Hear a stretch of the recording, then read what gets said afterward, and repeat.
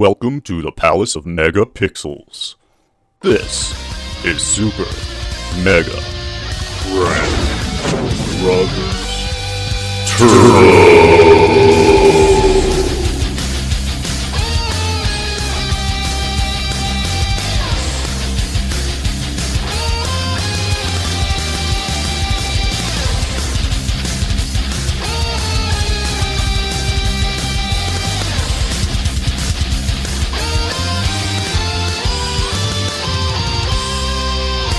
Hello again, and welcome to Super Mega Crash Brothers Turbo. I'm your host, Stephen White, and with me is Todd Stark. Hello. And John Taylor. Hi.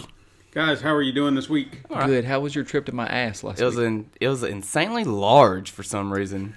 Yeah. Well, you're insanely small. I was That's kind why. of curious. Why is this place so large? Because you're so small. I'm not that. Yes, very much. Echo. No. I'm not a very small dude. I'm average. But your ass was very large. You got something you need to share with the class? I ain't heard any about you being average.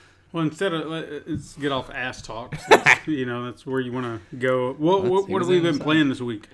I've been playing The Witcher, and I noticed one thing this week about The Witcher. As good as everybody said, this game is beautiful. And when I first played it, yeah, I did. I thought the same thing. But I really think, and I could get hate mail from one person, because it's all listens. I think Shadow of Mordor looks better than The Witcher. I'm saying it now. Okay. I really do. I'm not gonna disagree. Now you're referring to which Witcher? Witcher 3. Okay. Witcher 3: The Wild Hunt. Now I don't know why. I don't know. I'll say that it is more colorful. Witcher 3 is way more colorful and possibly bigger in the grand scheme of things. Yeah, a lot more to do. Yeah, and maybe that's. But I don't know if it's the PS4 Pro boost mode, just giving it just that little extra something. And I know The Witcher doesn't have that update yet. Mm-hmm. So maybe that's it. I don't know. I mean, there are some good plays. I mean, I've been playing The Witcher 3 as well, and there are some points in there, especially sun up, sun down. Yes. It can look very gorgeous. Right. Mm-hmm. Now, but I understand what you mean. Yeah. I'm not saying that it doesn't look gorgeous. I'm just saying that I've been playing Shadow of Mordor, and then I just swapped this about 4 days ago. Mm-hmm. And I just thought that Shadow of Mordor looked better. It definitely plays better. The control-wise, the way that it moves around, I feel like The Witcher is a little clunky. I'd forgotten that. It's like I think you said you had the same problem when you're trying to light up something or you're trying to go grab something on the ground. Yeah. You have to be in a certain damn spot. Now, that is a little aggravating. Yes. And I get to the point where when I run by something and I see the button pop up and I'm trying to hit it real quick and it doesn't work. And you're like, well, shit. It's aggravating. So I'm just I'm not even getting the damn mushroom right there. Because John likes getting mushrooms. Whoa. Because that was his favorite thing about Monster Hunter. Look, he was dipped down and got damn mushrooms. The infinity little popper thing. He don't have that. No. See, I put it in a satchel that has limited spots. No. You have limited spaces in your satchel. You don't know what you're talking about. Yes, you have 60. You have That's what a I just weight. said. I said you have limited space in your satchel. But then you said no, you don't. When I was talking about the unlimited for the Monster Hunter. We're not talking about Monster Hunter That's anymore. what you just said. I swapped it on you, you son of a bitch. God. John, what have you been playing? I actually dusted off Rocket League. Oh, yeah. And I've been playing that pretty hardcore. I was very bad. I mean, that's par for the course. Yeah, you don't know anything I'm talking about. You're so This bad. guy has no internet. I was very, very bad from when I stopped playing. It was very hard for me to get back into it. But it was fun. I had a blast every time I play it. It's HughesNet fun. would be better than you. If you were... Says HughesNet. Don't get me started on HughesNet. Can't even connect. Every episode. I'm going to until HughesNet calls me and says, Would you please stop trash talking us on the internet? Yeah, I'm sorry. 5 people have called me. I can't even... When I watch the commercial, the bird flaps his wings that fast. It's bullshit. He does not flap his wings that fast in real life. He makes one half a flap and it's like, cheat, loading. Yeah, buffering. Loading. And then the old guy talks to his granddaughter, that is not happening. Your family will break up before you get to talk on HughesNet. That's my one time for this week. But that's fine. I mean, Yeah. I guess it's going to be your gag now. Not my gag. They gag me when I think of them. I want to throw up. Pay us this money for slow internet. $95 for 15 gig. Well, what about you, Steven? What have you been playing? Well, along with The Witcher 3, I've also been playing this little mobile game, and I think you can find it on PC. It's called Slayaway Camp. Have y'all ever heard of that? No, I don't play stupid games. No. This is actually a really cool game. It pays homage to horror films. Like Summer Camp? In a manner of speaking. Friday the 13th would be the one that you get a sense of it first, but the more you play the levels and things like that, it plays off of Halloween and Jaws and things like that. But essentially, it's a puzzle game.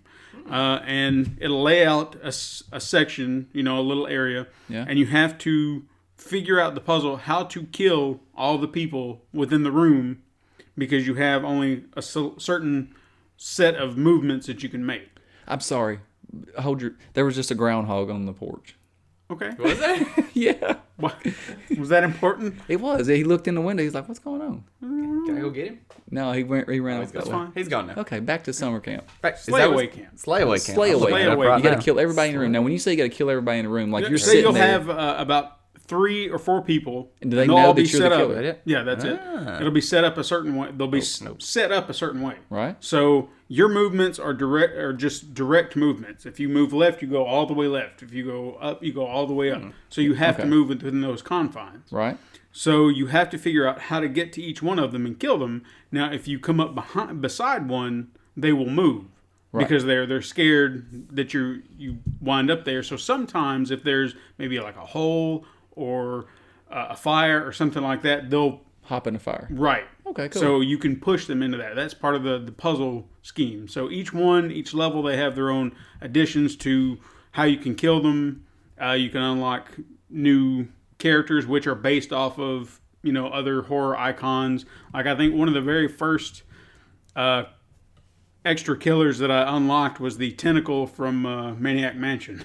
And Day of the Tentacle? Yeah. So I thought that was pretty cool. And then there have been a handful of others, but I don't know. I don't play it a lot, but it's just one of those I'll pick up when I've got a few moments to kill, and I'll try to figure out. And at first, a lot of the puzzles seemed a little tricky, but good in a good way. But there's actually a puzzle I'm stuck on right now, and I can't figure out for anything. I have been stuck on it for weeks. Well, I'll figure it out. If you can, by all Well, let means. me ask you this, though. Okay, so like if you're, I'm assuming that people in the room, they are not facing you, and you have to figure out, you have to come straight at them to kill them. Yeah, if depending on, say, if you're standing in one spot and there's a person to your left or your right, and you press in that direction, you're automatically going to kill them. Okay. Once you head in their direction. If you, like I said, if you come up beside them, they'll run. Right. Okay, so if you're, like, they're one space over and you go over, and then when you go over, you have to go up. Well, when you go up, you end up right beside them. They're going to move, so it's going to change everything. Now, whenever you move, say you move all the way over to the right, you're not killing anybody, but you're getting in line to kill somebody. Does other people move after you make a move? No. So everyone will stay stationary unless you come up beside them. Okay, gotcha. Yeah. So it adds to that puzzle element to it. They even have, which I thought it's kind of humorous, is they have animals and you can't kill animals. So you'll have a cat in the room, and if the cat runs away or you kill the cat, it'll call animal cruelty and game over. Yeah, that's it. $2.99. Mm-hmm. It's worth it. I'm gonna get it. Check it out. All right. Well, since I've sold a few extra copies of Slayaway Camp, let's move on to the news. Let's move on to the news. There's a little bit of news this week, surprisingly, Yeah, I didn't think there was at first, but the more I started digging, I found a few interesting little bits. I jotted this down since I know that I'd been playing The Witcher, and you said that you'd been playing The Witcher. Is on November 1st. There's going to be a Witcher coloring book. Nice. A coloring book for adults. Yeah, when is the Witcher? No, I'm not trying to change the subject. The Witcher coming to Netflix? Because they're coming. I don't know. I haven't heard any news about that just yet. Other than, is it going to be like an actual show, or is it going to be look like the game, like animated? I don't know. I kind of expect it to be if they're going to do it on Netflix. Why not go the Castlevania route? Yeah, like they did. Well, aren't they doing that? They're doing Castlevania, right? They already have. Yeah. What 3? Where you been? 4 But episodes? it's animated. Yeah. And I think the Witcher is animated also. Okay, And that would be that's fine, what that's what we're just saying. We don't know. Oh, sorry. Yeah, it would be good. I Keep was- outside. I'm Get off sorry. your I'm trying to phone. download this game at the same time, and it's making me do all this new verification because somebody in Guangdong had the same. I guess they tried to get into my Apple ID. I had to change everything. Now it's making me verify. Sorry, See, guys. that's what security measures are for. Damn people in I love the way Guangdong. you I don't even know worship what it's iPhone. called. Guangdong. But again, yeah, a Witcher coloring book. We're going to need a lot of red for that, I'm sure. Oh, that'd be awesome. That'd be cool if it has the A blood. lot of red, maybe a little green. Maybe a Some little. green. Maybe. He doesn't For the smoke trees. green, but there's a lot of grass. There's a ton of fucking There's grass. a lot of grass. Yellow Probably and shouldn't green. have said the F word about grass. I mean, That's I okay. can't help it.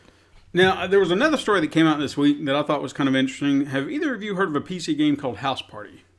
This is not the kid and play. I've never played it, but I did see the, Yeah, I've seen the that. same thing. Yeah. Okay, they said that it came out on June 30th. It's a game very much in the vein of like Leisure Suit Larry. Yes, I remember that game back in the day. They said it released on PC, like via early access. There was some controversy that arose from the game due to content that was pornographic in nature, but they never really specified what it was. I don't see the problem. don't They either. fixed it though, right? Well, they said that it was removed from Steam a few days ago, but it's actually back on Steam right now. What happened is developer Eat Games said that they had a message from Steam where they just kindly suggested you maybe remove it and fix the bugs, and then they'll put it back on the store for them if they'll just take care of this, because apparently they got some complaints. But again, it's never clear what exactly it was. However, if you have played the game, apparently you know what they're talking about. I don't know. I guess I'd have to really dig and see what exactly. Well, it's a date simulator, right? Pretty much. Yeah, something and you're like pretty it. much trying to score with chicks at a party, Yeah. right? Okay, so that is just like Leisure Suit Larry. But whatever they fixed, essentially it came down to sensor bars. Oh yeah, So- I read something about that. That's about it. So for that, they put up a patch. However, this is the cool part, is Eat Games said that if you do not want the sensor bars, they have a patch that you can get off of Steam to fix all that for free. I would not want censor bars. I don't understand the big deal because you can probably get Witcher on Steam. Am I right? Yeah. Yeah. Well, there's lots of screwing Get it in around that that, game. man. Yeah, exactly. So I mean, it would have to be something. Play So like there must be showing like hard- some dong and entry. You know what I'm saying? Yeah, it's showing like he's legit entering sex and pixelated. the place where John Hey, we went. got to see a handful of dong in, what is it, 1886, The Order? Yeah. I mean, I mean, don't that know about was a handful. unexpected. There's dong in GTA online. Yeah, with that it's there. downloadable content. Huh? The downloadable content. Oh no, No, there's come on, a part five, cult yeah. camp up there. All the dudes are pantless. They all got their dongs hanging out like straight You up. hung there for a little while, didn't you? Yeah, but just pick on the little guy. That's Mouth. all it is. Mouth drooling. I was. I hang out there all the time. And that's probably where you were last week when you were on assignment. Hey man, don't worry about it. All day long. All night long.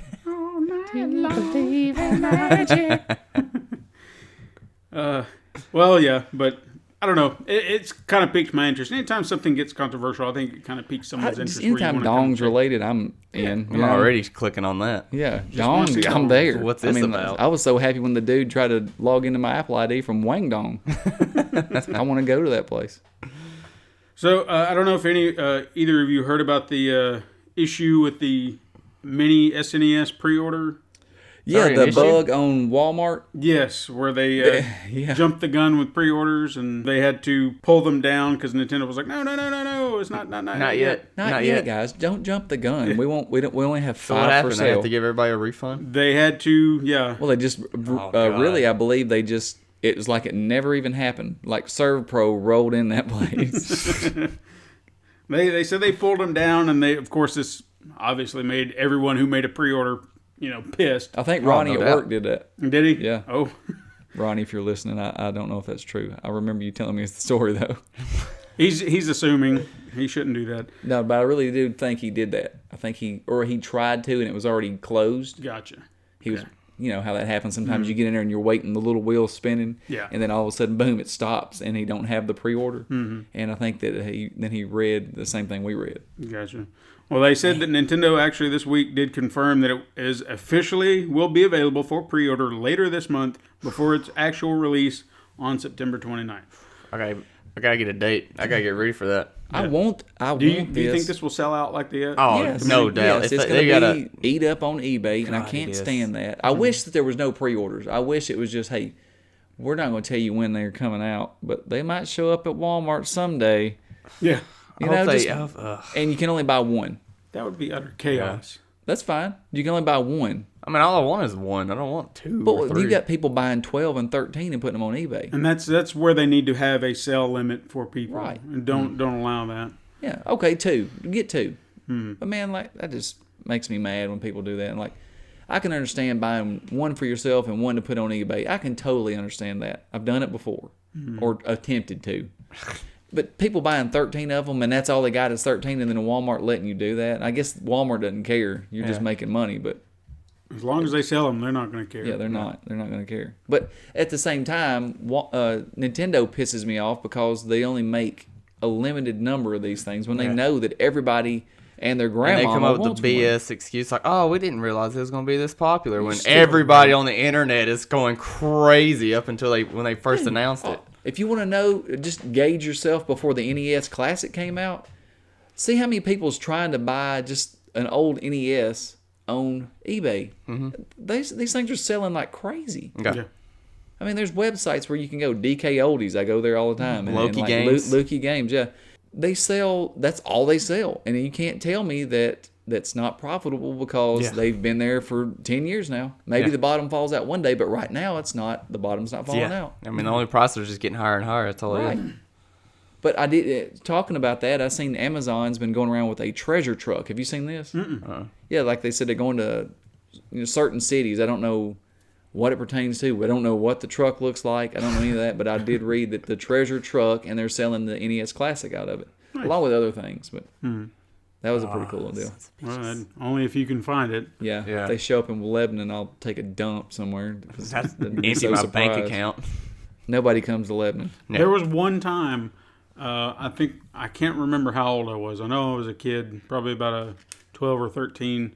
Nintendo had one of their little trucks where they shipped all their games and everything like that, had little tournaments, and I found them in Cookville. And it was just random, out of the blue. We happened to be going down that way, and there it was. And I was like, "Oh my God, what is this? Mom, can I go over there? Can I go over there?" And she's like, "Yeah, go ahead." And it was like, "Oh my God, what is this?" And there were games everywhere, Super Nintendo games, and then they had little tournaments going on where people could go up there and compete, and it was just the coolest thing ever. I'd never seen it again. Oh yeah, that's the thing. Like back then, that was how that happened. You didn't know about it; it just happened. Yeah, I miss that. It'd be easier today because all you have to do is put out a tweet. Yeah, hey, I don't like come that. Here. If you're in this area, come here. We are here today playing games. See, that's I miss. It takes away the magic of it. It does, man. There's so much wonder when you went to Walmart and there was 30 games hanging up. Yeah. You didn't know what you bought what looked cool from the cover art. Cover art's just a disappointment these days now. Used to be a big deal. I bought Mario Brothers and Contra because of the cover of it. I want it.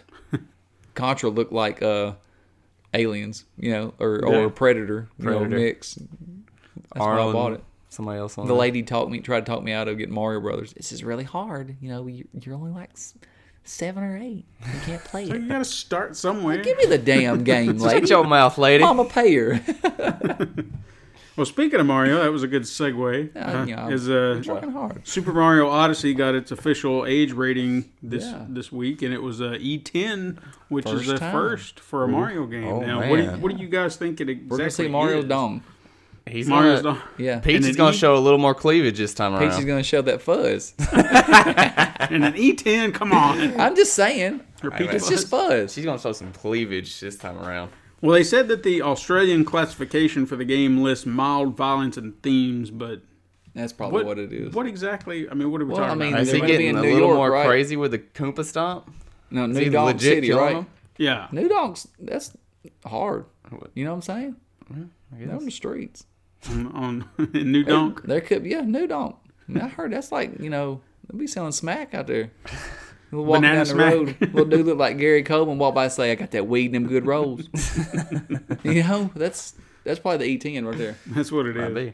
So there, all right. So, but it's fine. I mean, it's still a Mario game. I don't feel like an E10 is gonna matter all that much. I don't really know what. If they said that Mario was killing somebody and this is a teen game, I might be like, oh, okay, this is. But we're talking E10. We're talking going from a G to a PG. He could let out a fart and it would get it an E10. Right. That's what I'm guessing. He takes a dump.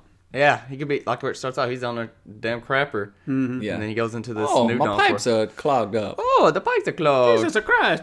Luigi, get the plunger. It's fine. It's fine. Monster Hunter XX. John, I guess that's what it's called. is this one where he scrapes the... No. This isn't Monster Hunter World. This is Monster Hunter Oh. XX. That's what I'm calling it. XX.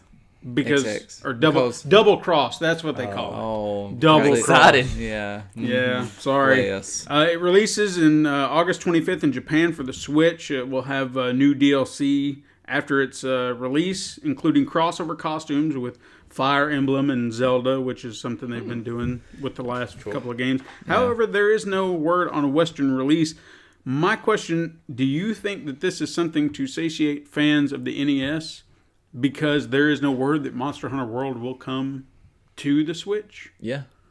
Because I don't think that I hope it doesn't Capcom come to the won't. Switch. I don't think it will. I don't think Capcom will. I don't think the Switch can handle it. That's what I'm saying. And I don't want it to if it can't. I don't want it to be dumbed down at all. Yeah. There's no point in dumbing it down. No. Let's get it to No. the And big these, boys, you know, yes. I don't know, they got these not new consoles, but obviously Xbox One and PS4 are a little more powerful than that, or, you know, can run things a little better. And, of course, you got the Xbox One X and the PS4 Pro, a little more powerful than their predecessor. Of course, Xbox One X, a lot more powerful. And I just don't want it to be dumbed down. I want to see what it can look like on those, because we haven't seen that. No. I think I'm it's excited for the Monster Hunter World. because you get to scrape up barnacles. Yeah. I could scrape it up with y'all. Yeah, Maybe scrape the exactly. shit off your ass. As Don. long rid as, of- you know, get rid of somebody gets Usenet. out of HughesNet. Wait 4 minutes. That's Oh, yeah, what that's you- right. Guys, don't bother me. I'm playing Slay Away Camp. Are you? Either of you have any news before I continue? Oh, let me see here. I do. I wanted to just announce, like, for everybody, if you're listening, that John's getting married. What? That's not what I'm saying. But he is. He Yes, is I getting am, married. for real. Congratulations, John, on that. By Thanks, the way, guys. Appreciate you can that. quit going in my ass. Horizon Zero Dawn. They announced that they've sold 3 million copies. I think that's a pretty big feat for console exclusive and a new IP at that. Yeah, and that absolutely. just solidifies that it's going to keep going. And that's And we need to see more success stories Yes. like that. I know that this is a AAA title, in a manner of speaking. But like you said, new IPs, the fact that they can manage that, they can get to that point, that shows that we do need new IPs in the gaming world. We don't need to continue to get hammered with what Call of Duty, and I know we keep going to that, but there are so many games. I'm just saying. Yeah, I mean, I like Call of Duty. Don't get me wrong. Yeah. I like every kind of game. I think there's a place for any kind of game, indies, AAAs, shooters, whatever. But I cannot play just one game forever. Yeah. And if I started playing Call of Duty at World at War, and Call of Duty 4, and that really started taking off. But those games are, in a sense, the same game. Yeah. Some of them, hey, you can run on a wall now. Hey, you get these suits. You can jump. You can double jump. But still, those games feel the same. And I'm not knocking that. That's great. They are successful games. No doubt. Every year they're the highest selling game unless Grand Theft Auto 5 is out. You know what I mean? Mm-hmm. But like I said, I cannot just play one game. I want to experience everything. See, I'm the same with Assassin's Creed. For whatever reason, and it must be the open world sandbox setting, I'm a sucker for those games. Yeah. But I don't necessarily go out of my way to play the new one when they come out. It's more, I kind of get into a mood. Like when Syndicate came out, I didn't jump on it immediately, but then there was a sale, I'd probably say earlier in the year, and I thought, I haven't played Assassin's Creed in a while. I want to go back and play it. I want to try a new one. Right. So I got that when it was pretty cheap, and then I enjoyed it. I had fun with it. But I do have fun with those games. I know that there are a lot, but it's not something I must go play immediately. It's something I'll just get around to at some point. Right. So, John, do you got any news? Yeah, I got a game that's coming out shortly. I don't know when. Ain't no release date. But it's What a called, game you made. No. Wild West Online. Ooh, okay. Yes. It's like from what I saw, the trailer and the developer guy, they were talking about it, but it looks like a Grand Theft Auto, what was it? Red Dead Redemption with the Grand Theft Auto Online mixed together. So they're trying to beat Red Dead Redemption 2 online out. Yes, they're Pretty trying much. to I guess that, but it's like it's like a legit Wild West game. Like you can be like a prospector, go out mining gold and silver, but you could also be a bandit and go and steal his stuff if you want to. Or you could be like a herbalist and go out and just scrape the little. You could go out you could be I guess a farmer and go get your little infinity canister and then scrape the leaves into it. Or you can be a bandit and go steal his infinity canister and sell that shit. So you can either be a farmer, a bandit. Be a bandit, lawman, bounty hunter. Can you be a lawman? Yeah. Is that what you just said? Yeah. Oh, my name would be White Earp. White Earp. I'm sure that name's already White gone. Twerk. White Twerk. Yeah, Something come like on, that. be original, man. Come on. Yeah, I would call myself White Twerk. It says that's what I saw though. It's like right now in the early access deal, it's like the only way you can really make money is if you can be a bounty hunter and go catch another online character who stole from the main little pub. You steal whiskey and people gambling. You cheat at gambling. You get caught. Your bounty starts going up. Right. So I mean, you keep doing bad things. Your bounty keeps going up and higher and higher and higher. And then if you're a bounty, like if you want to go get some money, just click on his name at the sheriff's office at the main little bounty hunter, and he just keeps doing bad things. Of course, his bounty keeps going up, so you can go click on him. But when you go get him, he could have a whole posse of dudes he's already hired. Or he could just unplug. Or he can just like exit out, like I'm done. You ain't getting my money, They need to guys. punish them if they do that. Oh, I'm sure it's already in there because I mean, from what I saw, it's a massive game. It's pretty huge. But yeah, I'm excited for that one. It looks very fun. It's PvP or PvE missions, of course. And in the main little pubs, there's like gambling. You can change your outfit, upgrade your weapons, get better horses. And, you know, I don't think you can get property, like a little house. You can get like a camp, upgrade your camp when you go out in the wilderness. You have like, I don't know, upgrade it, like change your clothes, bed, all that stuff. You can upgrade it in different ways. See, that's BS. They didn't change clothes in the Wild West. You're right. They just have the same set of clothes forever and ever. Yeah. Right. Yeah. And they're already adding missions. Like there's a train robbery. Mountain Man, I don't know what that is. Yeah. That's where you live in the mountains, you big dummy. I don't know. I'm just adding. They're already adding stuff to it as I'm looking at their website. But yeah, I'm excited for it. It looks very fun, and looks like it's made by 612 Games, 612 Games.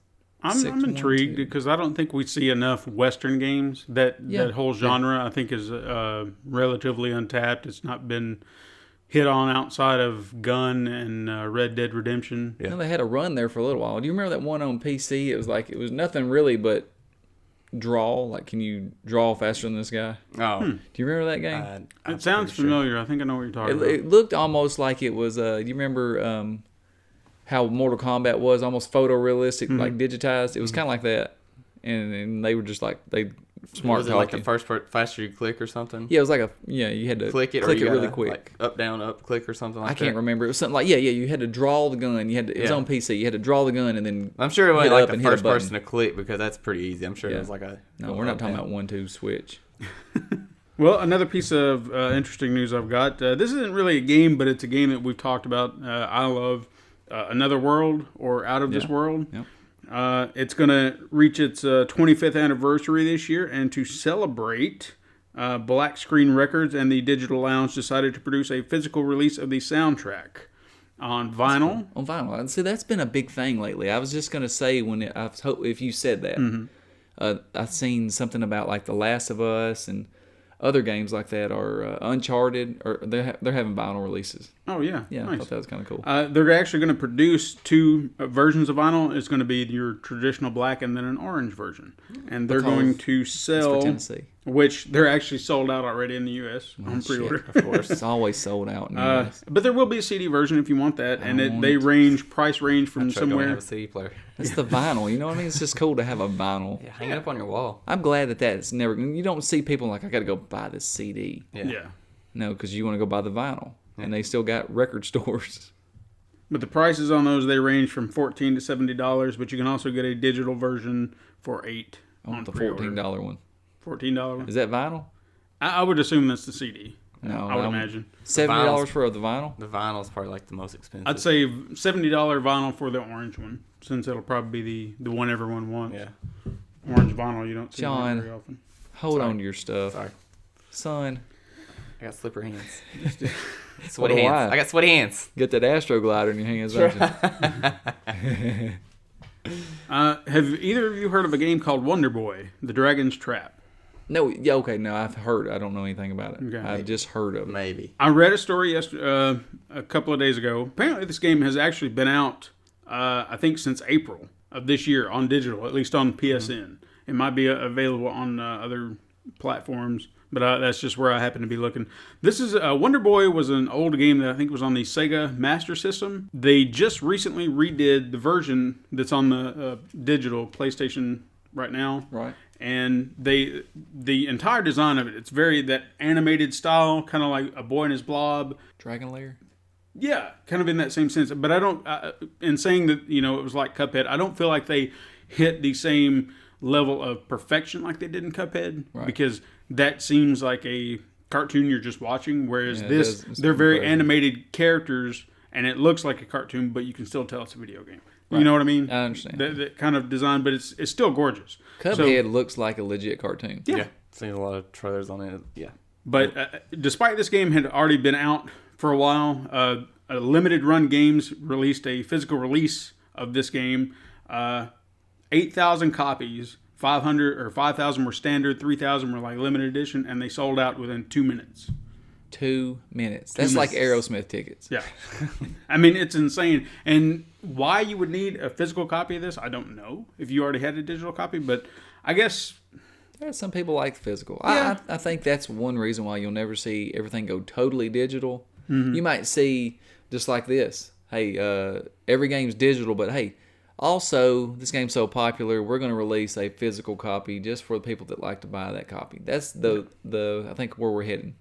It's quite interesting that because to me, I like having the digital. If I get a physical copy, it's fine, but I don't. I've leaned more toward digital now just because of the ease of it. Yeah, it's just I can get it and I'm done. I don't have to go hunting for it. But they said on August 11th, the same people who did that version, limited run games, they're going to release a physical release of Night Trap, which is coming out here very soon on PSN. Lacia was excited for Night Trap. She was. She's ready to stream that game. Yeah, she's going to stream that game. I have no doubt. That game is a turd, but it is probably going to be fun to stream. Yeah, because you can sit there and make fun of every bit of it with everybody. She'll do good that's going to be fantastic. And speaking of physical release games, Friday the 13th had a physical release. Yes, announced for Friday the 13th. That's awesome. October. They said with an exclusive Jason skin, which is just Friday. And pissed everybody off. Yes, it's part 3 Jason with blood. Do you care? No. No. Not enough to it's a skin. throw a fit about it. Yeah, and then some extra counselor gear like you care. Yeah, I'm sure if you give it time, it's going to come to a DLC download. Yeah. Either way, I'm pretty sure it will. The fact that fans are getting mad over skins... It's like I've said, like the only one that never needs to be released is the Kickstarter of Tom Savini. Savini. That skin. one right there is the only one that doesn't need to be. Keep that one released. There is a reason for that. Yes. Because if you're sitting there looking at Kickstarter and you're like, "Ooh, I can't wait for this game to come out. I'm just not willing to put any money in on it," then you lose out. Yes. You know what I'm saying? It's not like that game was a huge secret. No. When they were doing the Kickstarter. No. I mean, I regret that I didn't put any money in, but I'm not pissed that I'm not going to get the Tom Savini. It's not like, I mean, it's cool to look at, but it's not like it's like, oh my God, it's a game changer. But what it does say is when you see stuff, it's like, oh man, that dude gave money to the Kickstarter. Yeah. He was in from the beginning. That's pretty awesome. Yeah, absolutely. Yeah. So if everybody's running around the damn Tom Savini skin, you don't know who contributed. Yeah. Mm-hmm. I think that's a great thing. All it is a thank you. Yeah. It's a thank you skin, Exactly. and it's pretty cool. And I think it shows how, I don't know, I think they're supporting this game really well. Yeah.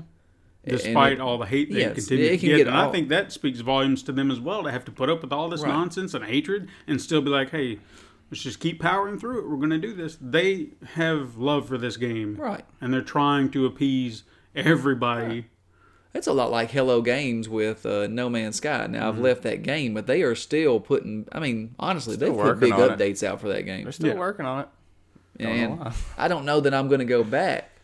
But people that haven't bought it yet, that might sell the game. At least they're still working on it. But see, even with all those, like you said, you're not sure if you'd ever go back to it. But with all the updates that they're doing, if you were to go back to it, say next year, just hypothetically, and they've done a bunch of updates, you may walk into a brand new game and think, oh my God, possible. This is so much better than I remember because you had such a bad experience. So it could very well be worth it. And I don't think that I had a bad experience. Yeah. No. It wasn't bad. It just got boring. Right. Pretty quick. Right. It wasn't. I wanted it to be more populated than it was. Yeah. I mean, it was cool that the fact that you was in an unlimited universe and you might run across somebody, but it'd been so cool if you could invite a friend and explore planets together with. Yeah, absolutely. That was a missed opportunity. Yes. That they can still fix it. If they ever introduce it where you could act like a true online game, I think it will do a comeback. They will. They need to. Well, you know, one thing that I got on my nerves too about that was every planet, none of the places had people on them. Well, they had the little creatures. Yeah, but they were always in the buildings or whatnot. Yeah. Well, you talking about robots. Like out there, like running around? Yeah, like. Oh, okay. I'm just saying, like, that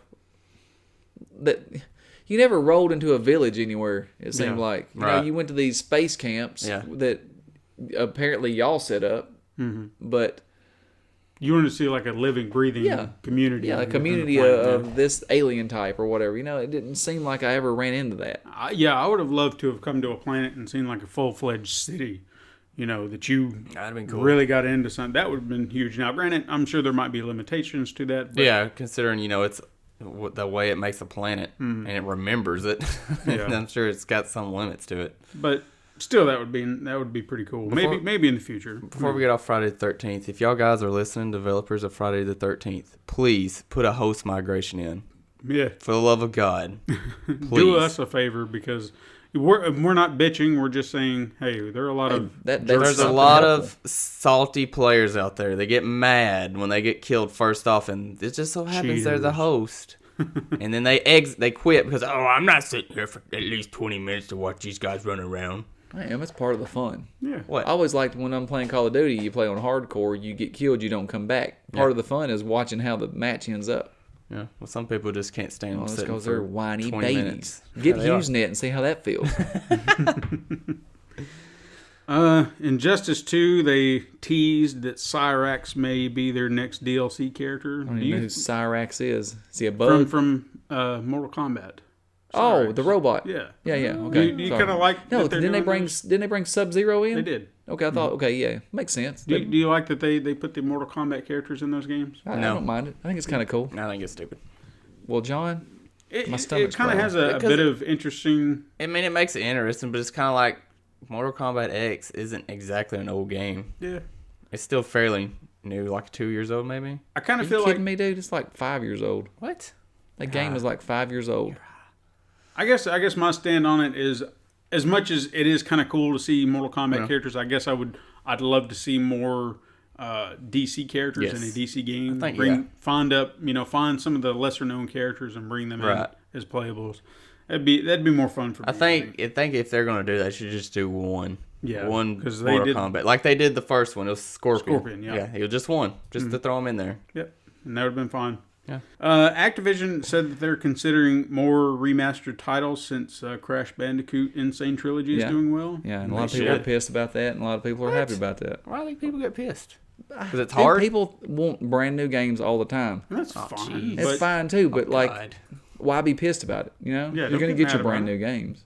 What exactly is them? If they're going out of their way to look at other games, how is that hurting games? I don't know. It's Activision. If you don't like if you're putting as much polish on if you're putting as much polish on the remasters as they did on Crash Bandicoot, I'm perfectly fine with it because that is a brand new game. Can you think of any games that they could do that with?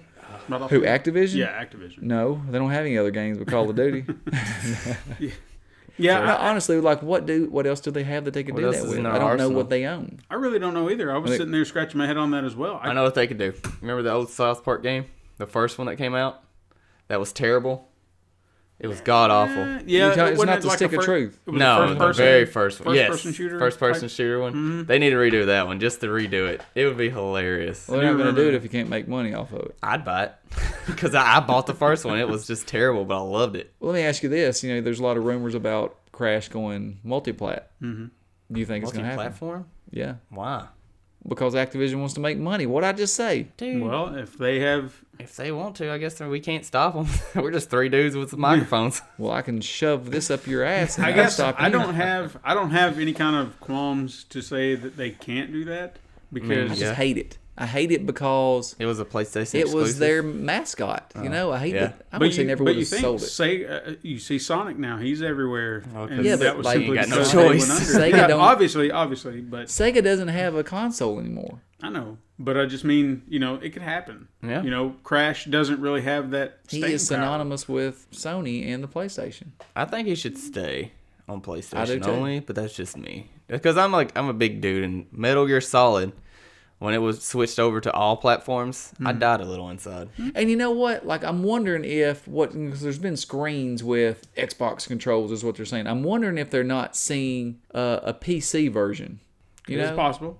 Because let's be honest, when you're playing PC, a lot of people prefer the Xbox controller because it works with Windows 10 and stuff like that. So, what if that's what we're seeing? It's very well possible. Yeah. I mean, it's at least a PC version that's not uncommon. I think we see a lot more PC versions of games come out than we do hopping around from different platforms. Because if you've got a game that's on a console, to see it on a PC doesn't really strike me as odd. And I can deal with that. I mean, a little more than I can say, hey, it's coming to Xbox, and it's in an Xbox, container,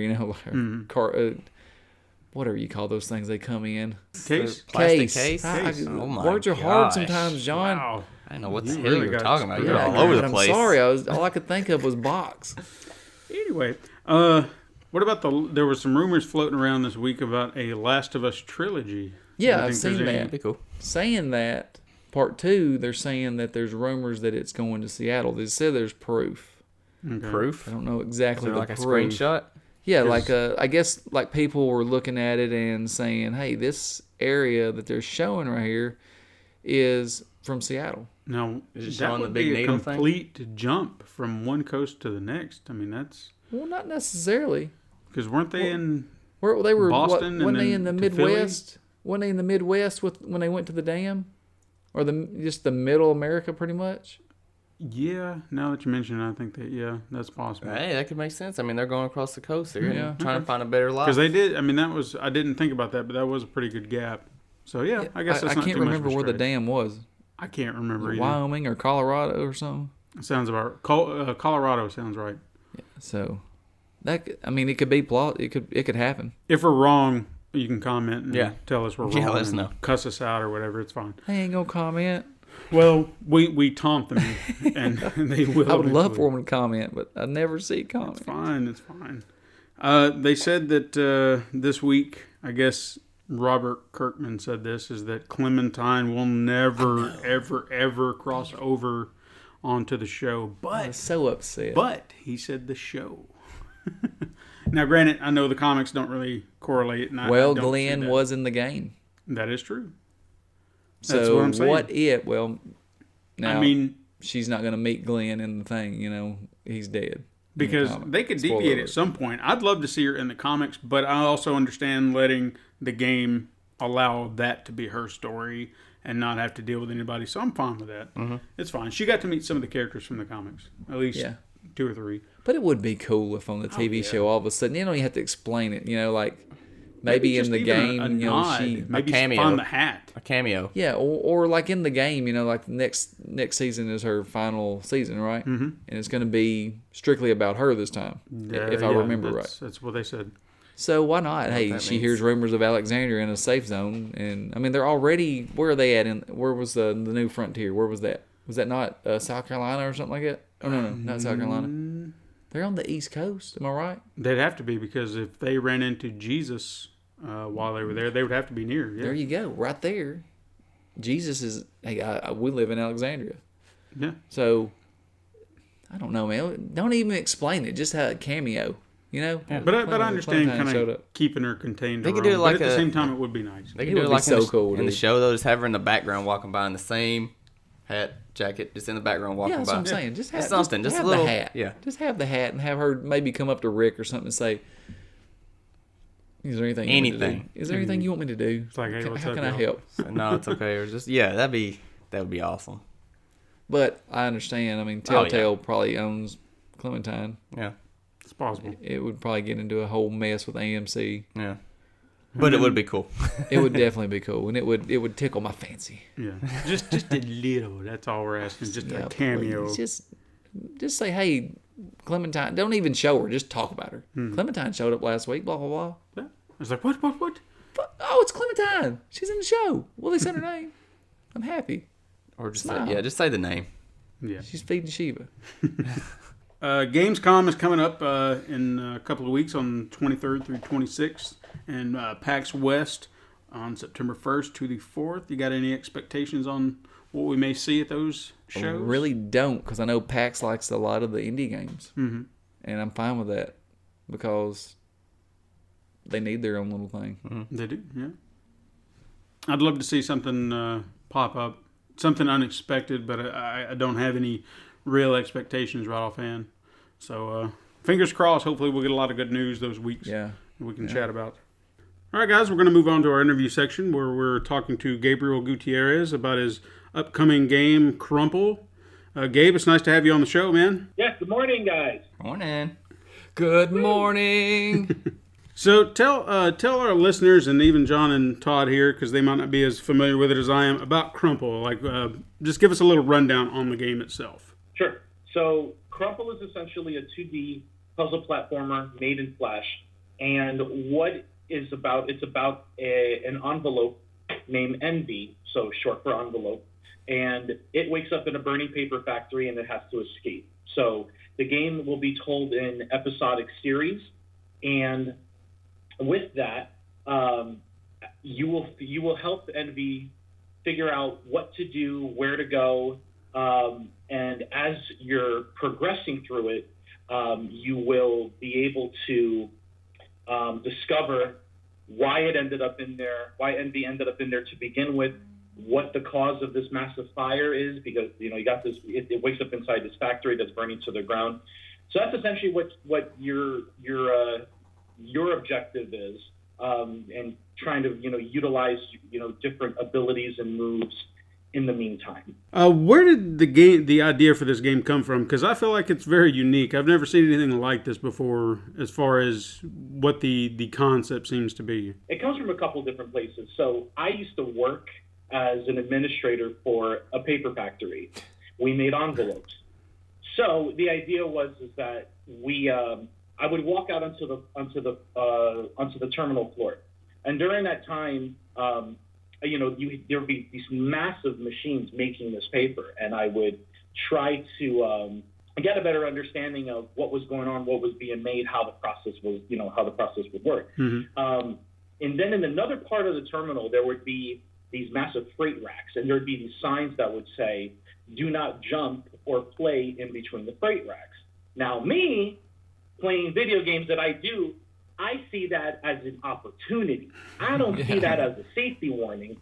I see that as an invitation. Mm-hmm. So for me, I'm saying to myself, well, I want to play on these damn things. What do I do? What do I do to make that happen? So as a couple months went on, I, ideas started to come into my mind because, I would get these great vibes when I would walk out there, and I'd be like, what's going on?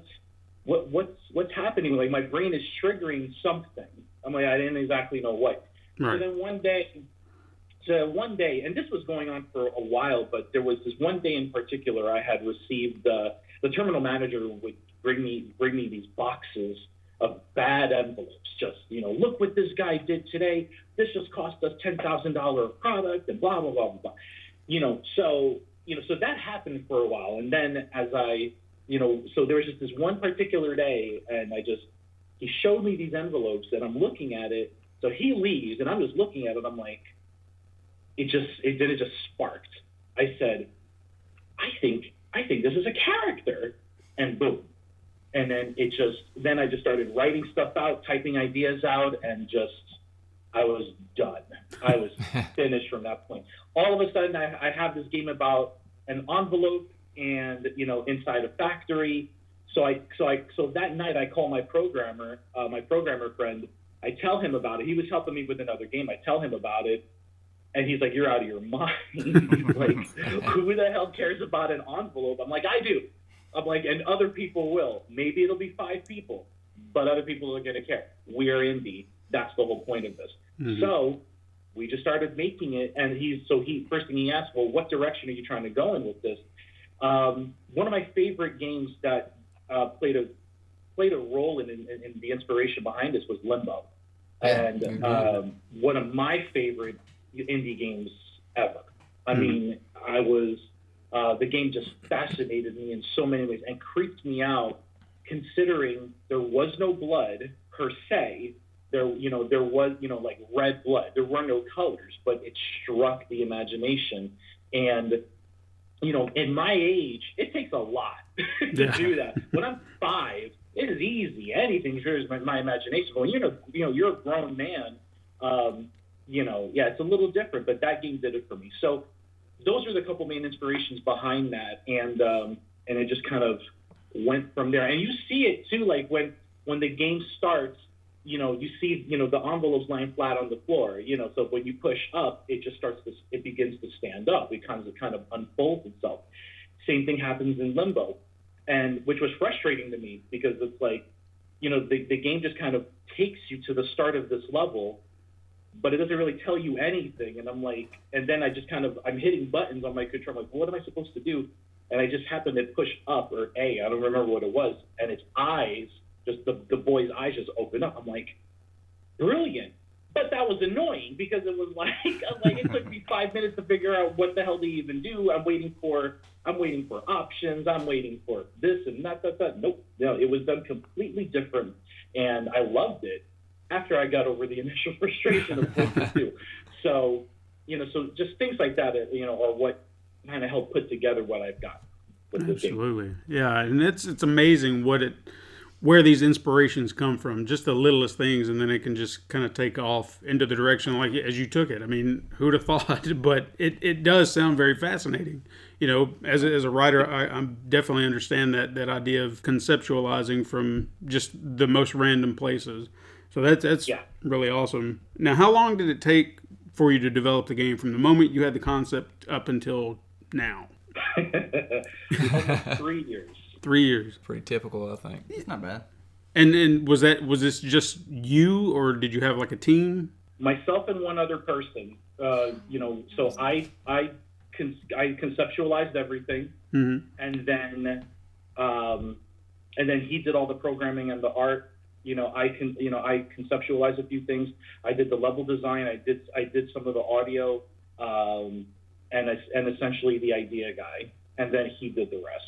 We had a third guy come in to contribute a little bit of extra audio, mm-hmm. and that went really, that went extremely well because, so like when you play the demo, you won't hear it in the demo, but there will actually be music. So you won't, in the demo there won't be at the first portion of episode 1, there won't be music because, and that's intentional for the sake of creating the ambiance, the fear, that tension of, this poor little thing just woke up in this, surrounded by danger and tension.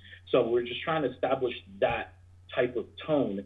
And then when it gets to a point in the game in episode 1 where, something happens, and then it kind of does this leap of faith down, and it drops and hits the ground.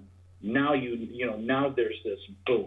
Now we got to keep going. Now it's more important to go forward, and that's when you start hearing some music, which I took some inspirations from Super Metroid, one of my other very favorite games of all time. Definitely Super Metroid. It's a very Hitchcockian, I guess, in a way, where he used music only to benefit.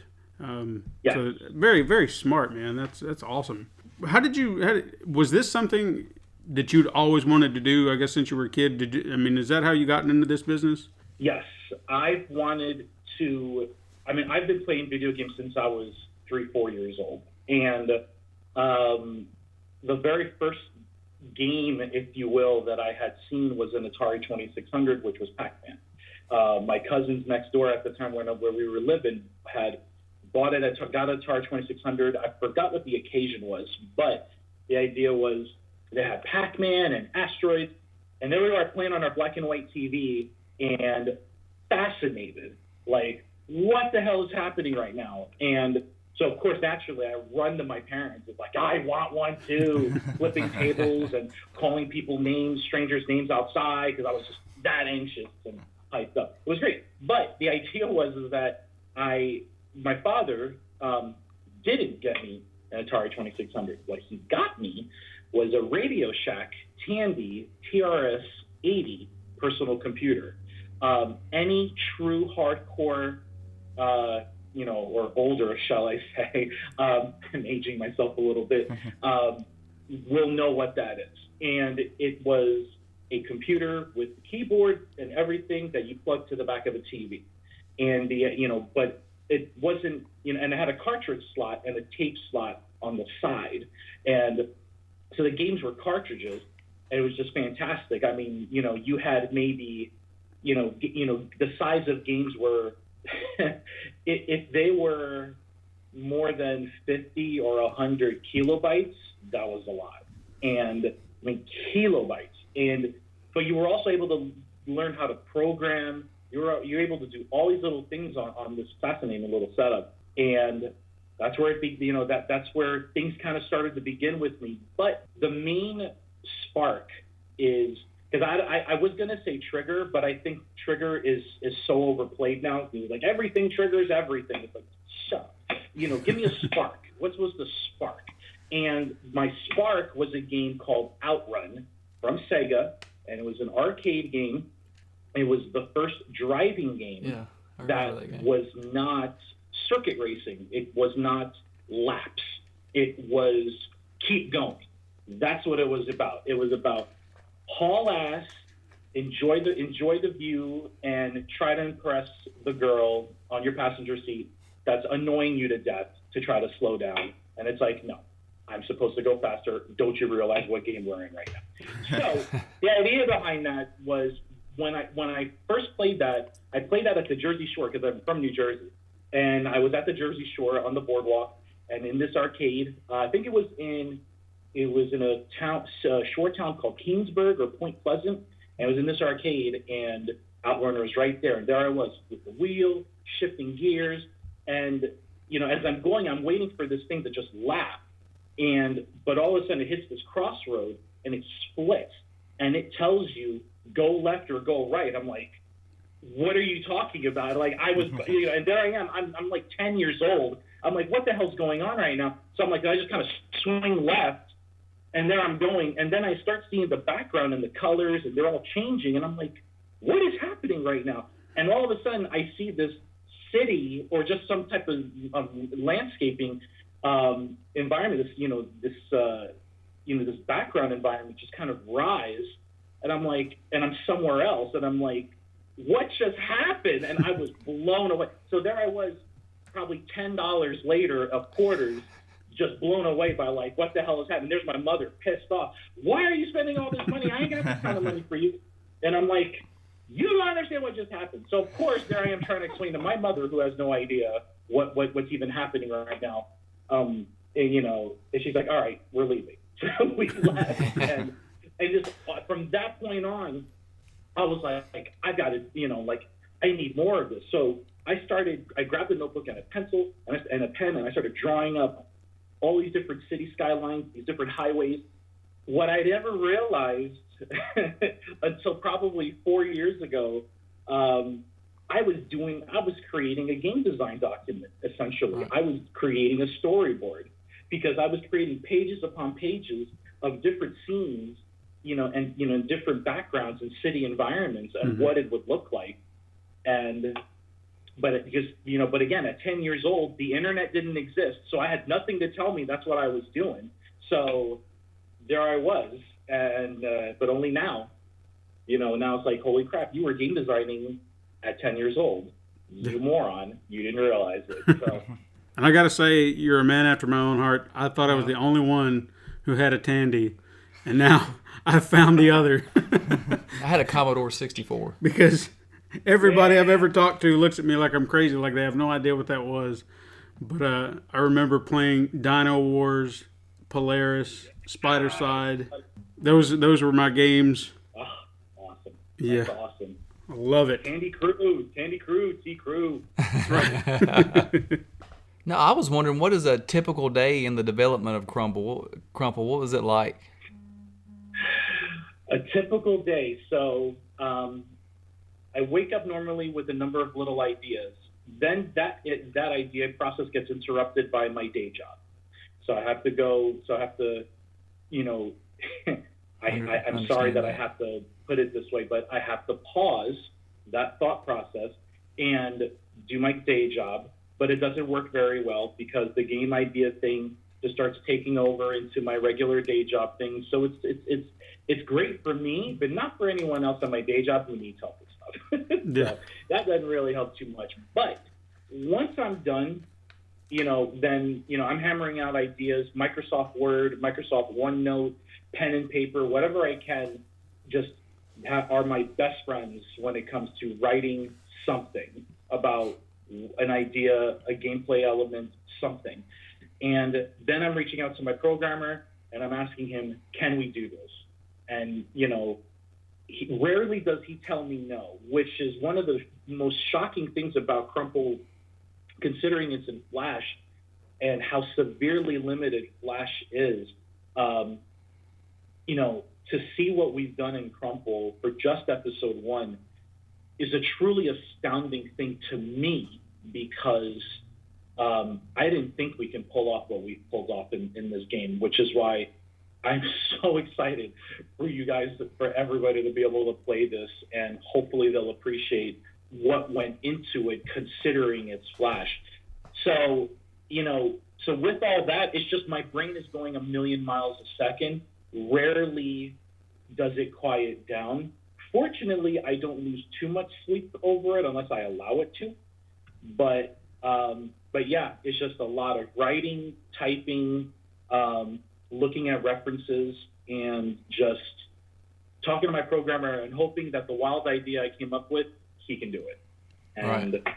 Yeah, so and also if the programmer even likes the idea. So because as a game developer, you know, when you're running the show, and I think this is something that some teams, I think, fail to understand, is that just because it's your game, your idea, don't make your team feel like they're not a part of it. Don't make them feel like that they are just helping.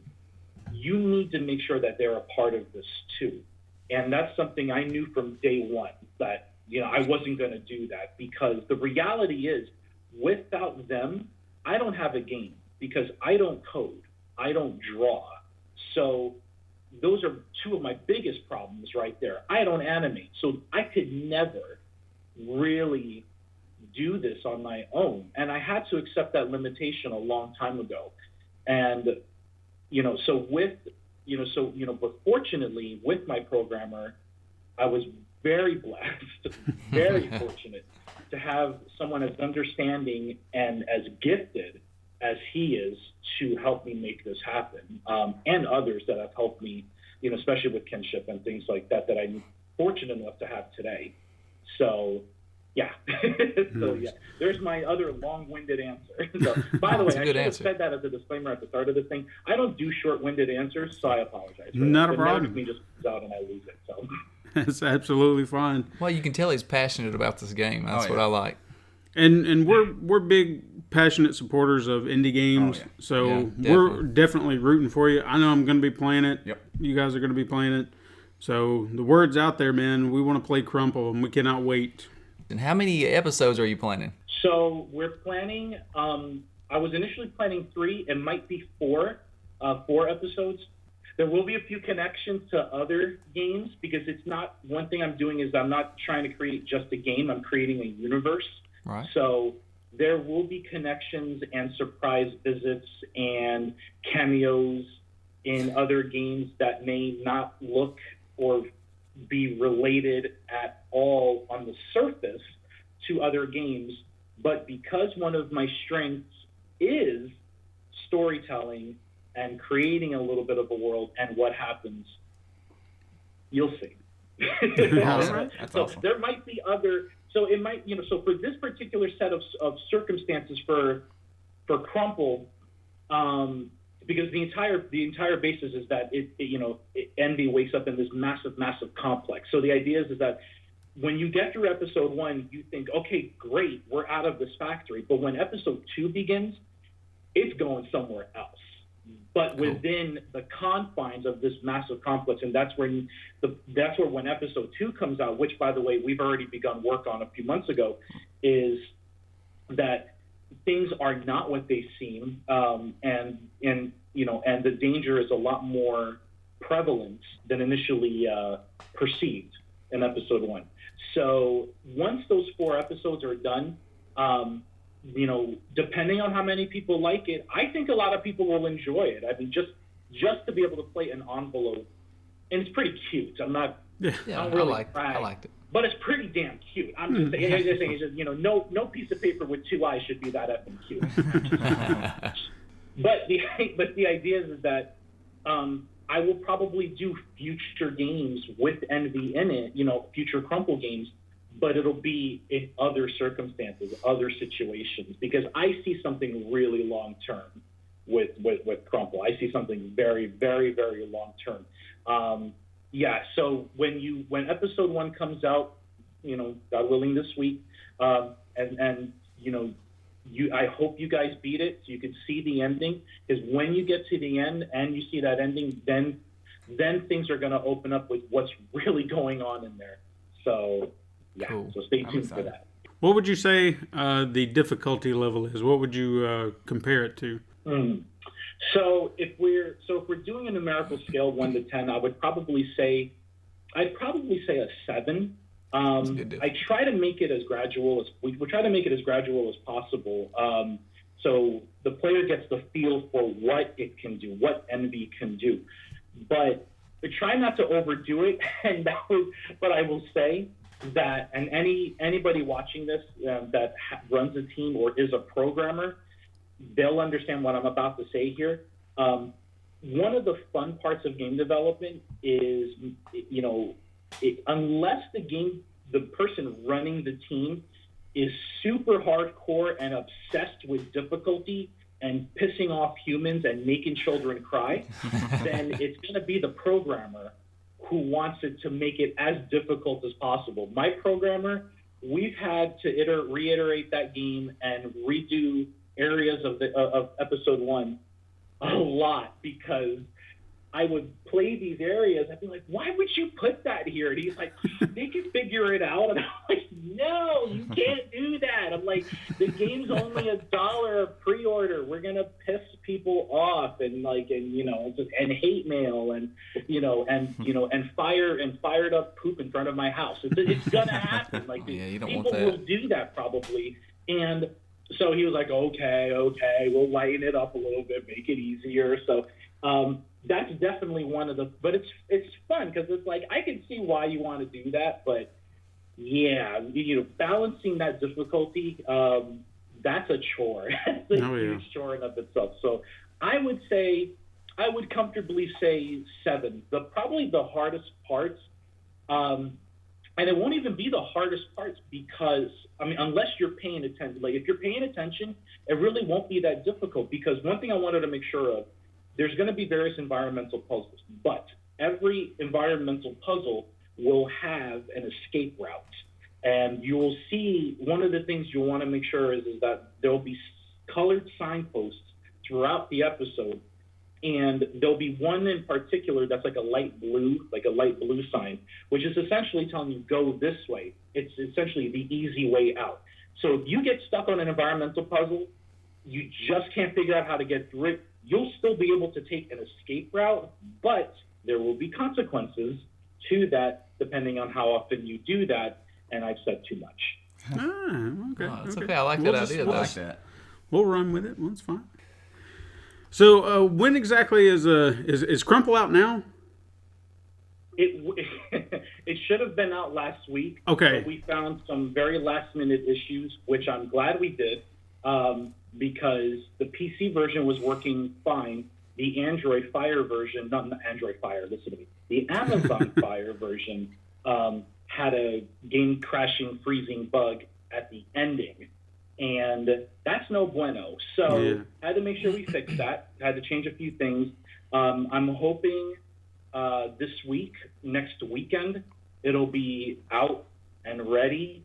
What I'm planning for this month is I'm planning it to be released on a few different platforms at a time. I'm going to be starting with Game Jolt first, and then Humble Bundle. Humble. So I'm hoping to get at least those two taken care of. A bonus would be on the Amazon App Store as well. But then I'm aiming for, after that, will be, holy crap. I have this, okay. So Google Play. So we'll have it on Google Play because Amazon Fire is a modified version of Android. So if we can get it on Amazon, the Amazon Store, we can also get it on the Google Play Store. I just registered to have it available. Probably the demo. We'll see if I can get the game on there. But I want to get it on the Chrome web store because Chrome has a Flash accelerator built in because the game is built in Flash. So the idea is that it'll run a little bit better on Chrome using its built-in Flash accelerator. And then finally, Steam on Steam Direct, which will probably be later in the month. But because I don't have a marketing PR team, that's what I have to do. So I'm trying to just pace myself on these releases. The bonus after that would be on Xbox One through their creator program, the Universal Creators Program, the Windows Creators Program, whatever the hell it's called. It's the ID at essentially Xbox. The new Xbox Live indie game section where you can self-publish directly without getting the approval of Microsoft per se. So that's a hope right now. But it has to run on Windows 10. That's the condition. So we have to see how we can make that happen. So that would be the indie thing for Microsoft. Would that be the ID at Xbox? Is that what that's called? So ID at Xbox, that's where there's a bit of more of a formal process behind that. I did that already for Crumple, and they said they didn't consider it yet. The other game I'm working on, Kinship, they're considering that for that. So we'll see. But that's where they recommended, the Windows Creator platform, where it could be in their indie self-publishing section. So. Gotcha. Is Kinship is it near completion? Is it anything that you'd want to discuss? I don't want to push it out there if you're not ready to talk about it yet. Nah, I'm not at all that type of person. I'm not. I share what I know, and Kinship is definitely a long ways off right now. Okay. Kinship. When Kinship is finally done, I'm gonna have a lot more to say about that game and what I went through to get that game done compared to Crumple. Crumple, all things considered, was very straightforward. Probably because it was just one other guy and myself, and he understands the nooks and crannies and the pros and cons of all of this and what's involved. So we just got things done and made things work. Kinship has been a lot greater of a challenge, but it's also going to be incredible when it comes out. So I don't foresee that game out for probably another year, at least. We've been working on it off and on for a couple of years. So, but I'm hoping to have a small demo for Kinship later in the summertime. So crossing fingers, we'll see. Nice. It looks nice. That game does. Yeah, we've watched that video. I showed it to him. I think one of the last ones that you shared. And I'm looking forward to it. It reminded me a lot of, I said Life Force, I think. They said like Defender or Nemesis. But yeah, I really dug the look and aesthetic of it, for sure. Thank you. So as far as where we can find Crumple, you said it's going to be on PC or I guess various places on PC, Game Jolt, Humble, Kindle, Fire, and then possibly Steam. And then other platforms permitting. Yeah. Mm-hmm. Cool. Absolutely. Well, guys, there you have it. Gabe, it was wonderful for you to come on here. Definitely come back next time when Kinship is coming out. I'd definitely love to talk about that with you. Crumple is coming out hopefully this week on various platforms. Gabe, thank you for doing this interview with us, man. Definitely. Oh, yeah. Again, we really hope this works out for you. Good luck. Thank you guys so much for this today. Appreciate it. Absolutely. All right, take care, man. All right, cheers, guys. I'm really looking forward to that game, guys. That should be a lot of fun. I'm kind of hoping it'll do well. So anybody listening, please remember Crumple. Definitely, like, and look for it. What Definitely I love. check it out. Why you keep talking when I'm talking? Because I like interrupting you. Yeah, I know. But like, I love the fact that he has, and I never even thought about this, but a whole universe. He's creating a universe with just an envelope. He's thinking, you know what I'm saying? Yeah. That is, Thinking way I got ahead. excited about that. Yeah. And then you start thinking about other characters making cameos. Yeah. You're going to see Enve in other games and stuff like that. And it's all going to pertain to Crumple and this universe he's creating. That's pretty cool. I think a good writer does kind of create their own universe. They don't do it intentionally. It just happens because they start thinking of all the things they want to kind of bring in and see their characters intertwined with other characters, things like that. I read this week, or I saw this week, how detailed Stephen King's own books, the universe in which he created. I didn't know there was a universe. I thought everything was just self-contained. They're all intertwined. It's all insane. in the Dark Tower. Yeah, it's insane how tied together they are. Like there are characters in certain books who know characters from other books, and they're minute little things, but they're all connected. That just shows that it's all in the same place. world. Yeah. It's Right. kind of like he was, in the interview, like he was saying, it's really small, connections, but there is connections. Exactly. That's pretty cool. It really is. All right, guys, you ready for today's retro review? I don't know. I'm excited. We didn't I'm do nervous. this last week. No, we didn't. I'm nervous. Okay. What is it? Are we ready? Yeah. Yeah. We're going back. Wait. Before you do it, please, just say something about Super Hot. Super hot. Okay. Yeah. I want you. I want this game, and if anybody's listening, I just want them to know this game is really cool. Okay. It's cool. If I didn't, I think I mentioned it a little last week, but I've been playing it a little bit more this week. Super hot is what VR was made for. Mm-hmm. This is the game you have to have for VR because you can feel like such a badass dodging bullets like Neo from the Matrix. It's unreal. I like to pretend like I'm John Wick.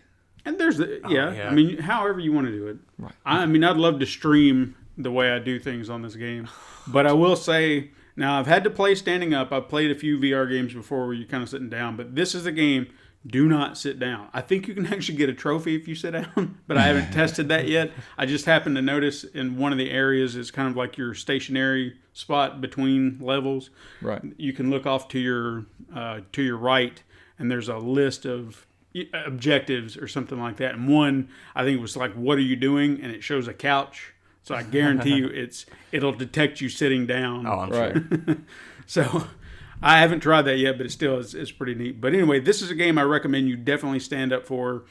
When I have played, apparently I move all around the room and do not realize it. I feel like I'm standing stationary, That's the way I feel too when I'm playing. but I have ran into walls, my TV, everything because I'm getting into it. And when I say I'm getting into it, you just feel like such a badass. Case in point, there's a level starter. It starts you off with 2 knives. Right. Okay. As soon as you grab the knives, you've got 2 guys on your left and on your right, or 1 guy on your left, 1 guy on your right. Okay. Now, when I first start this level, the very first time, I'm like grabbing the knives, I'm looking around like, oh, and I'm just kind of jabbing at them because I don't know what else to do. It's just your first inkling of The you know, stab. how you're going to attack. You just, you stab. It works. But once you have to replay the level, because you have to replay these, or you have to play these as one stretch. Right. So if you lose one, you have to go all the way back. Right. So it's about 4 levels, I'd say, or 4 setups that you have to get through. On this So it first can- level? For a complete level. Oh, gotcha. Okay. So you'll have one setup you got to complete and another. But once you're done with that, you're done. Right. So it can be frustrating because you have to start all over, but at the same time, you remember how you're taking care of all the others, so you get better at it. Right. So with that in mind, once I was having to replay this level over and over because I was getting frustrated, I started just grabbing the knives, and as soon as I start, I just swipe out. So I never even look at the guys. I'm just swiping and John then dropping Wick. them, and I keep moving. Can you throw the knife? Yes. Was that kill him? If you hit them, you have to aim it in their direction. I'm still working on that. How do Trying you to throw a knife? Is it just like you grab the trigger and then when you Yeah, throw you'll have it in your motion let hand, but you have to have the button held like you're going to throw it, and then you just kind of aim it and then let off. let it go. Right. Not the controller. Yeah. It's Try not it's to a little throw the controller. yeah, it's a little tricky. I did read you need to wear your straps on. Yes, I absolutely. can believe that. But again, that motion, doing something like that, like a badass, like you're not even paying attention. I was so frustrated. I I was want like, to video him playing this game. Oh, hell yeah. because I didn't care about these guys anymore. I was so mad. I Killed was them just so many times, "Zah, you already know drop, what to do. go. Yeah. And here comes another guy. There was another spot. I actually learned this the last time I was playing, and this just made me feel like even more of a badass. You're in a kitchen, and there's a guy in front of you. There's a guy to the right of you. There's another guy off in the distance to the right of you, and then another guy up on a balcony. Right. My first instinct is everyone's got a gun and they're aiming at me, and I'm like, oh God, what am I going to do? Because that's what you see. First thing I see in front of me is a frying pan. Grab the frying pan. What do I do with it? Deflect bullets. So I've got a shield, and then I grab the gun, pow, pow, Oh, and I that's just cool. keep moving, but you use the frying pan as your shield. Because nothing moves unless you move. Exactly. Well, I think it You moves. can- It's just like really slow. Very, very slow. Yeah. To speed up time, you have to be Yes. Right. in motion in some way. So I'll sit there and swivel my hand a little bit with the controller to make it move. So if I know that I've got 3 or 4 bullets coming at me, I can observe them Right. and then just kind of get into a position, move my hands, and then just go with it. So See, I want to see that. I just want to see you then move your hands. yeah, I think he's having a seizure. it's fine. It's He's fine. having a he seizure. okay? Oh, no. He's moving the bullet. Sorry. But no, I definitely recommend Super I Hot. love the art direction they took on that game because I don't know if it would be as fun if it didn't look like that. It looks like you're in Tron or Yeah, something. You know? I mean, as simple as it is, it does work. Yeah.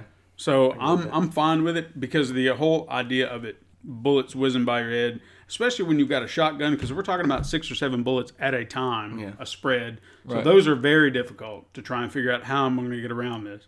So you feel like a schmuck when you're bent all over like a pretzel trying to avoid every bullet. So yeah, it's cool. How much is that game? I think it's 20, but PSN price when I got it was 15. Okay. So you may get it for a discount. $20. That's It's not bad at all. For what you're That's getting, good. it's Yeah. fun. Yeah. I would pay $20 for it. Have you went all the way through it? Not yet, because it is intense. By the time I finished Friday, I think I was playing Friday, I was hot. I had to 'cause take it's it called off. I super was hot. sweating. But you feel so good. I was super Yeah. hot. Does it say super hot? It does. Once you're done with a complete level, that's when you know, because it'll go. Super hot. Super hot. You're like, I am hot. I have to take this You're damn damn mask right. off. You just feel like a badass. Clogging level. up. Yeah. Cool. Because the last one is where they really challenge you. You've got to really figure those out. Okay, let's move on with it. All right, retro review. What I'm really excited about today. We're going back to the NES. again. We Yeah, always go to the 'cause NES. I love the NES. I did too. RC Pro-Am. Oh, I got it right over there. You remember RC Pro-Am? Hell Anybody? yes, I loved it. Love that game. All right. RC Pro-Am was released on the NES in North America in March 1988, then in Europe on April 15th the same year. It is presented in an overhead isometric perspective, single-player races with like radio-controlled cars. Yes, right? they're radio controlled Yeah. cars. Oh, it's like a top-down racer deal? Kinda, It's yeah. kind of top. It's not exactly top down. Kind of off this. You know. I think I know what you're talking about. I think they had It's the right over they there. have arcades for it, right? Back in the- No, you're didn't have thinking of like. I was thinking like off-road. the Baja thing. Yes, Okay, that's yeah. what you're thinking of. You raced with 3 other vehicles, collected items that would improve your performance, like turbo acceleration. Yeah, you grabbed a motor. There were engines that would improve your speed, sticky tires for better traction and handling. You those arrows. Yeah, the arrows. You had to avoid hazards like oil slicks and rain puddles because they would either spin you Yeah, out spin or you. slow you down. Yeah. You could The collect. sound when you hit those puddles. You could collect missiles and bombs to combat the other vehicles. I think that was actually probably one of the first times you did that in the game. Yeah, As far as a racing game, I think you're is right, yeah. concerned. that missile was just straight on, just blew them up, and the Oh, car yeah. would. And it would just look like a pile of mush. There's the cover for it. Okay. I think I know Remember what you're- Yeah, I think I know what you're talking about. Now you could also collect letters on each track to spell out Nintendo, which would upgrade your vehicle. Yep. Then you'd go to a truck. I think you'd upgrade to a 4-wheeler and then an off-roader if you continue to do that. The game was also ported over to the Sega Genesis in 1992 as Championship Pro-Am with enhanced graphics and additional features. It was also followed with 2 sequels, Super RC Pro-Am in 91 and RC Pro-Am 2 in 1992. You had Super RC Pro-Am on the Game Boy Advance. Mm-hmm. Listed by video game reviewers as one of Rare's first successful NES titles.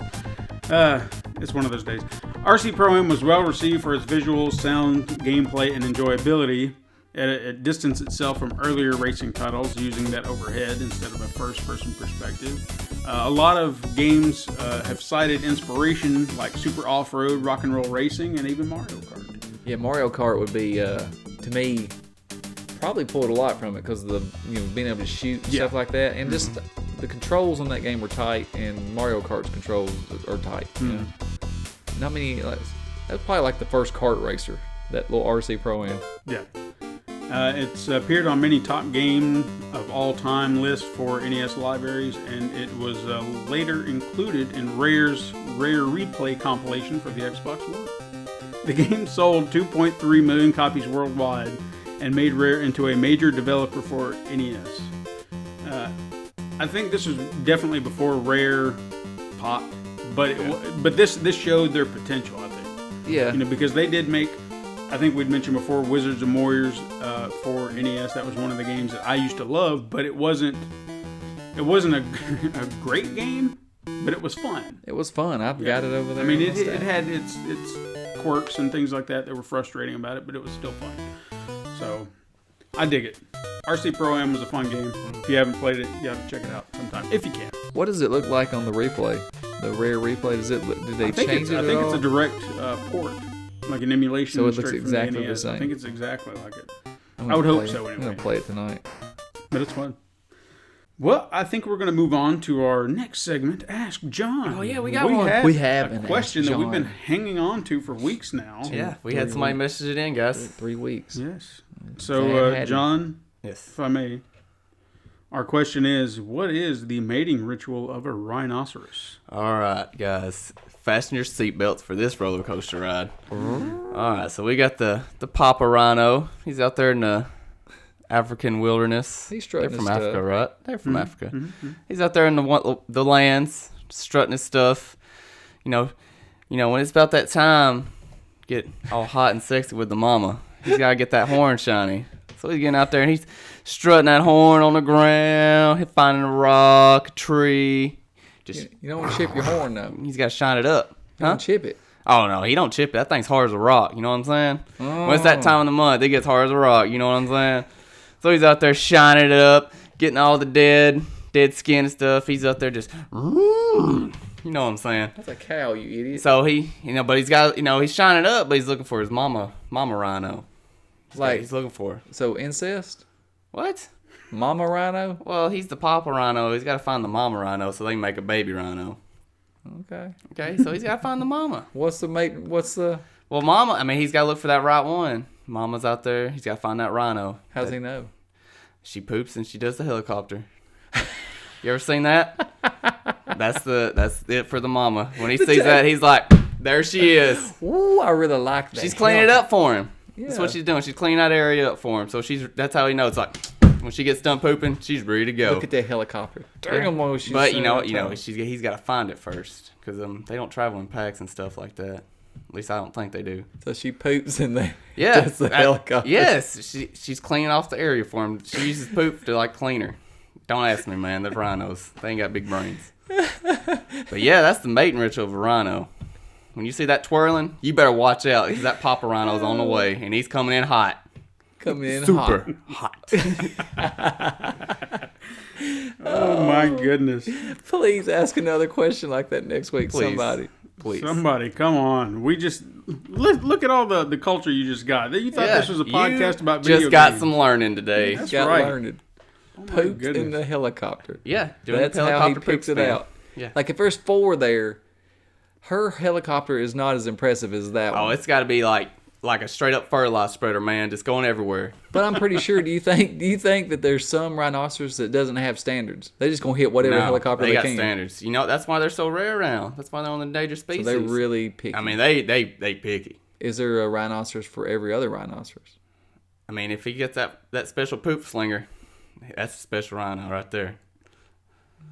Just remember that, ladies and gentlemen. John. Huh? I love you today. Just saying. There's a special poop slinger for everybody in the life. Well, this has been a lot of fun and educational. But we are going to wrap it up. We do appreciate those who are listening, whether it be through iTunes, Google Play Music, or even Podbean. Download their app now and download our podcast along with many others so you can listen whenever and wherever you want. And YouTube. You can also find our podcast on YouTube as well, giving our listeners yet another option to find us. That's right. Please feel free to like our episodes and let us know if you've enjoyed them. And please leave us a comment, good or bad. We would like to know how we are doing. Please. If we need to improve, we can only do it if we know we need to. Yes. Oh, dude, I want to give a shout out to Pokemon Go East Coast. Yes, absolutely. Yes. Like, they've been sharing everything. Sure, almost every episode, I just want them to know that I really appreciate that. Yeah, we really appreciate that as a group. Absolutely. And they've done it every time we've had a podcast, and I really appreciate it. Pretty nice though. It does mean a lot. We do appreciate it. We pay attention any to that. Little support. We're like Santa Claus. We're probably not going to bring you a gift on Christmas, but we do pay attention to that. You get our absolute and undying love. We do appreciate it. You can also leave us comments on our Facebook page. You can look us up under Super Mega Crash Brothers. You can join our page, join our community page that we have set up now, and start a conversation. Let us know what you think, and even start a topic and talk to us about us, and maybe we'll discuss it on our next episode. And if you want to show some support to the show, you can go to patreon.com/Pencil and Paper Productions to give a little money and receive exclusive benefits not available anywhere else, such as behind-the-scenes photos, videos, as well as early access content. Like Man Cave stuff. That is right. Man Cave is another one of our projects that we do. Well, guys, that has been our show. Anything you'd like to say before we go? David Morrissey just got cast as Mark Antony in Julius Caesar. Okay. Thank you. You just said anything. I just laid that out. Yeah, he did. There you go. You just got a little movie news that'll be outdated by the time this gets out. All right. Dolphins just signed Jay Cutler.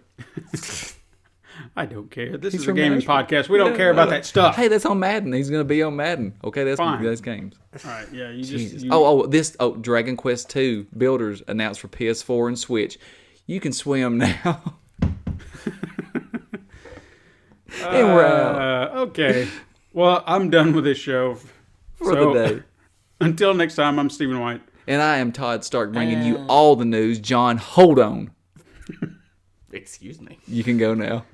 And I'm John Taylor, and I'm holding on. All right, guys. We'll see you next episode. Until then, game on.